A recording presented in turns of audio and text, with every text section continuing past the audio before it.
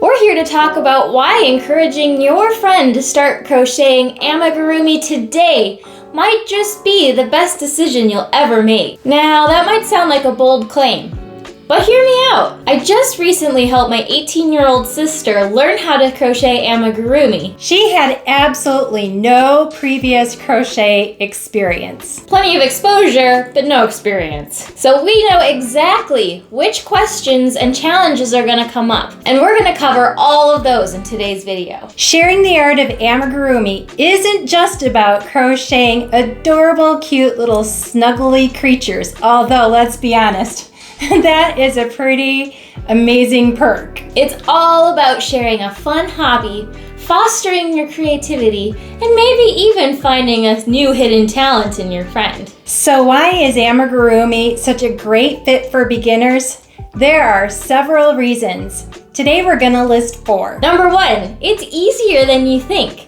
Amigurumi uses all very basic crochet stitches, making it a great introduction to the world of yarn crafts. Even if your friend has never picked up a crochet hook before, they can have little tiny adorable creatures in no time at all. Number 2 is endless creativity. With amigurumi, the possibilities are endless. There's a pattern out there for just about anything your friend can imagine. Number 3, it's the perfect distressor. We all know life can get hectic. Crocheting amigurumi is a calm and peaceful way to take the stress out. Number 4, amigurumi is highly motivational.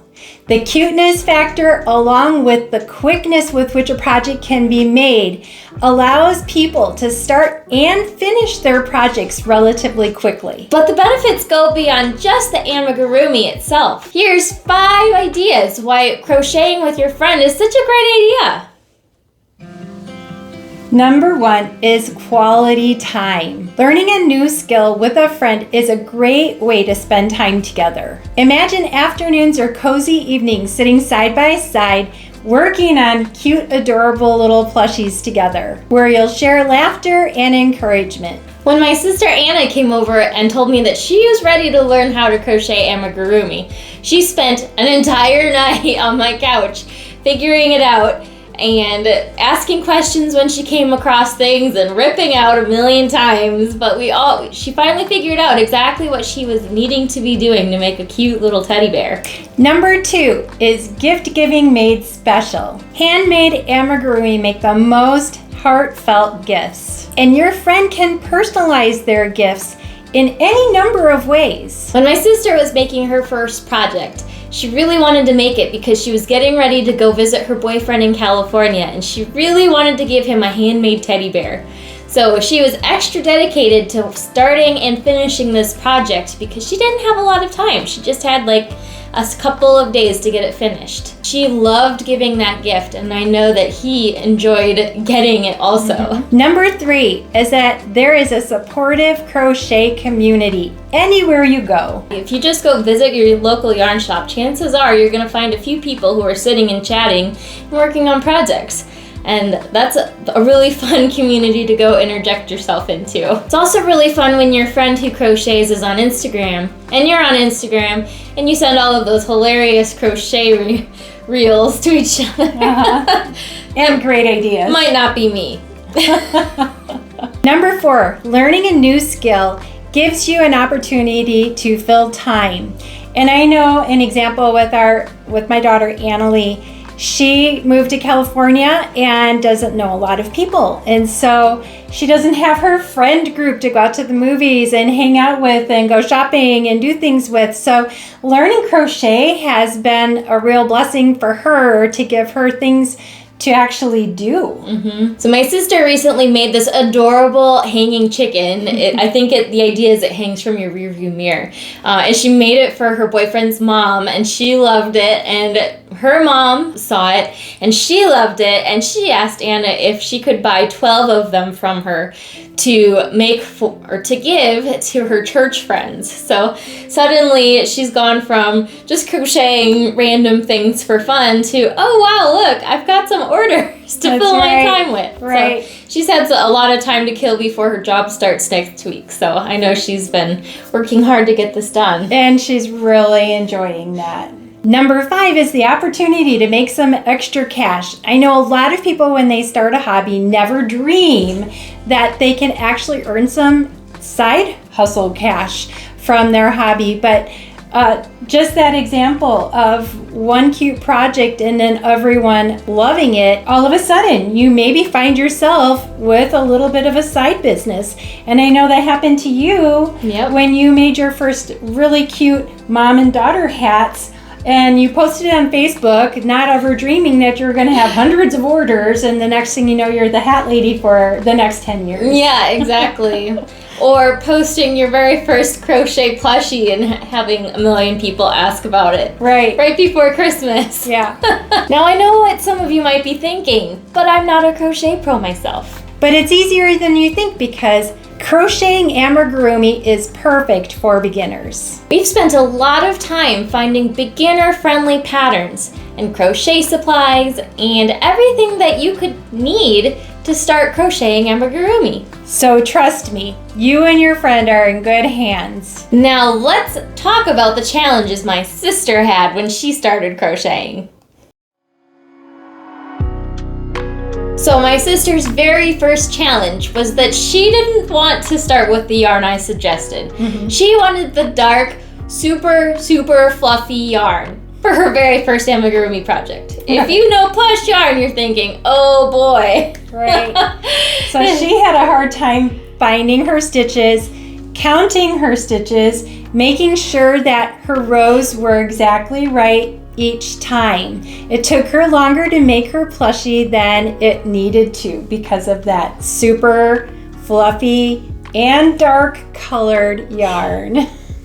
She definitely had to start a few times because doing a magic ring for the first time in that super fluffy yarn, she just had no clue what she was doing. Right.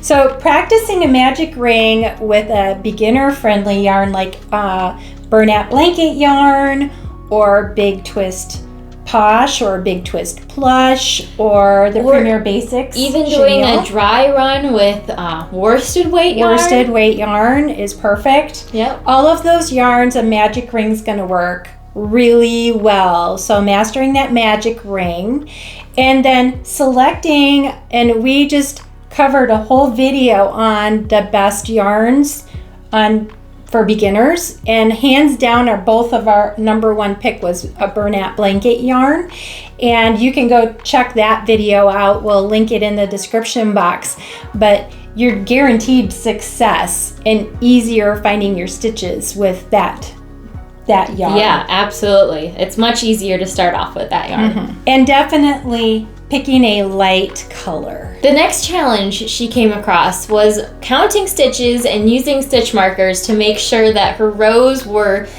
having the right amount of stitches in the right places and that she always marked the beginnings of her row. And that's where our friend is super helpful because at the end of every row, when you're sitting together, crocheting together, you can be that person that helps make sure they stay on track. The third challenge that she came across was increasing and decreasing.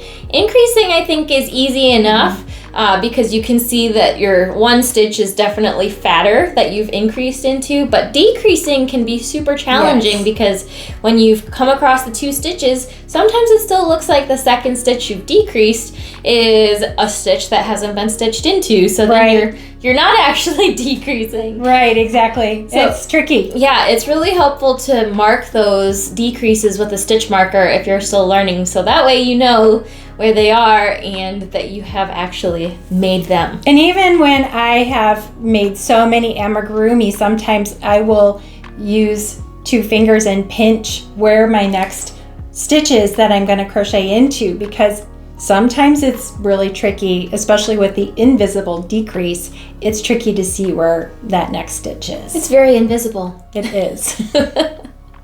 Another challenge that she came across after her first few projects was pattern reading.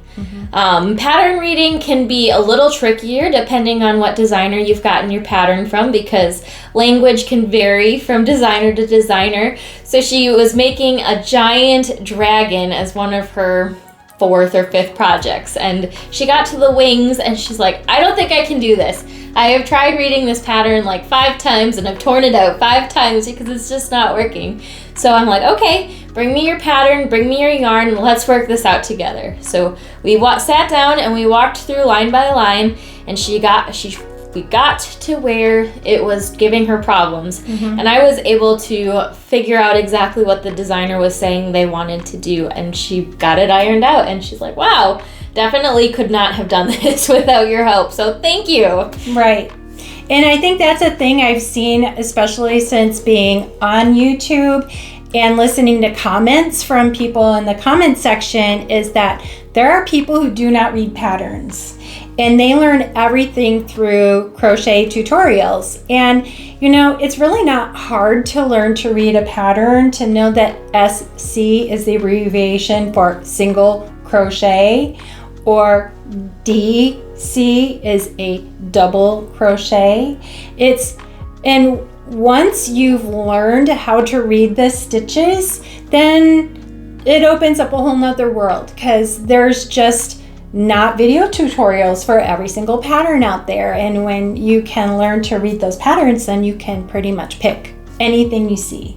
And it's fun and nice. Yeah. The world is your oyster. That's right. So let's talk about the essential supplies that you'll need to help get your friend started. We really like these crochet hook sets from Amazon.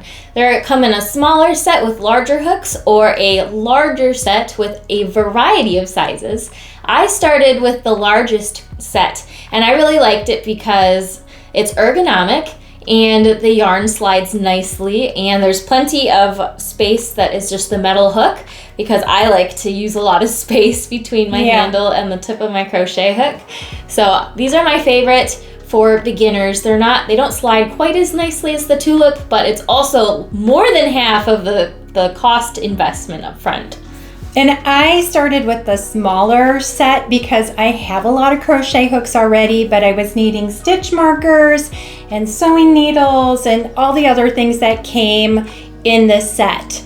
And so I started with the smaller set, but then I realized quite quickly I wish I had bought the bigger set, actually, because I had so many little projects going that I want to leave my hook in the project instead of like leaving a note and which crochet hook size we were working on with it. I just like to leave the crochet hook with the project. So, and I wished I had more crochet hooks. And that's a me thing, because I love having multiple projects going at one time, but a lot of people aren't like that. So the small set might be fine. Next, you're also going to need a beginner-friendly pattern. There are lots of patterns out there, from free patterns to paid patterns. And where do you start? The best part about paid patterns is that you have access to the designer since you paid them some money, and it's pretty fail-proof. And a lot of times those patterns will come with YouTube tutorials too, which is even better. But we'll link some of our favorites in the comments below, and we also have some videos that, like we said, talking about some of our favorite beginner patterns that are down there as well. And that said, my daughter Anna really didn't start with very many beginner-friendly patterns, but that also goes to speak. She'd never crocheted before. That crocheting amigurumi is easy. I think she made the Mabel chicken pattern, and that's an all-in-one pattern. It was her very first one. Then she jumped immediately to a teddy bear. And then she made a Mama Made Minis Lovey. Yep. And then she made the giant dragon. Yep, she made a How to Train Your Dragon style Night Fury dragon, and it's massive. So she's done a lot of crochet, and all of these projects use the same stitches. So once you know the basic stitches of amigurumi, you can really make anything. And that's why I believe it's highly motivational. I found that as a music teacher myself, I used to have a piano studio. I would have students come in and say, I would like to learn this song from this video game. And I'm like, oh my gosh, that song's way too hard. But within a week, they would come back with it learned because they were so motivated to practice it. They worked so hard on it. And I feel like amigurumi is the same way. If there's something you really want to make, you're going to work on it and figure it out. And then it's just wonderful because you have that sense of accomplishment. We've made lots of amigurumi tips videos on our channel now, and we are going to link our playlist with all of them right here just for you. Yep, check that video out right here.